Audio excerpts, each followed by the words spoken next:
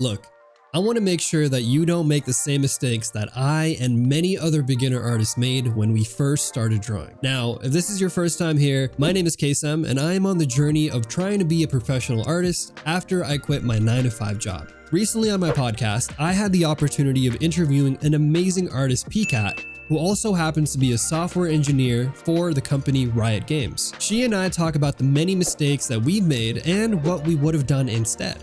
So here is the highlight. If you could, go back, knowing what you know now about how you're studying art, would you change your initial approach of how you got into art and how to improve better, maybe?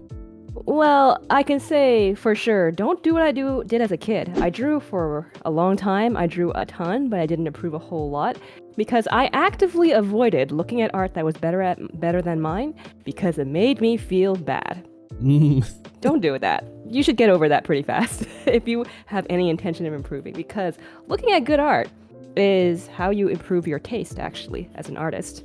If you guys see some art you like, take a moment longer, observe it, figure out what about the art that you actually like, because I've realized relatively recently, actually, that the most important thing to being an artist isn't like anatomy or like structure or like craftsmanship. Really, I think taste is the most important thing. So make sure to develop that by looking at good art. Don't do Kid Pikat. That's a terrible idea. Yeah. As for when I got older, I think actually I wouldn't change anything. I was pretty methodical about it. I just asked a bunch of more experienced artists. By the way, one of the best resources you can have as a beginner artist is more experienced artists, because they've already been through all that stuff. You can ask them. It's a good idea. Yeah. So I just asked them, okay, I want to get better. What do I do? And I literally just did it. I started with just a bunch of gesture drawings. Then I moved on to like going through an anatomy book, and it's a step-by-step process.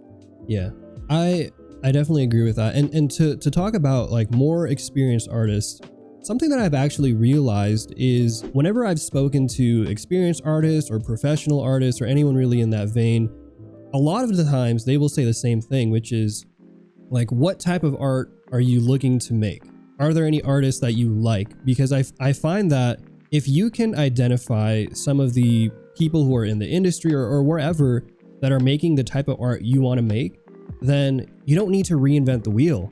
Just learn what they're doing and go towards that direction. And I feel like when I was young, and it sounds like when you were young too, I did the opposite of that. I felt like I had to be on this journey myself. I had to, be this, go on the hard path and figure everything out and hit every brick wall to make sure that I could be the best artist, when in reality, like, that's just a detriment to your growth.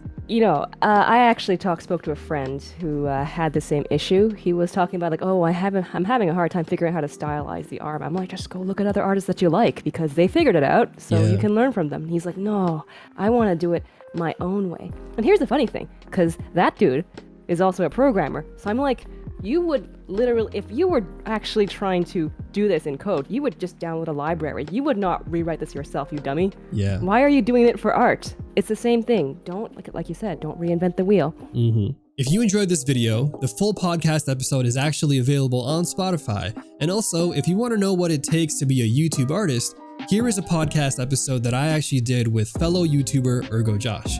But with that being said, happy drawings, and I'll catch you guys next time.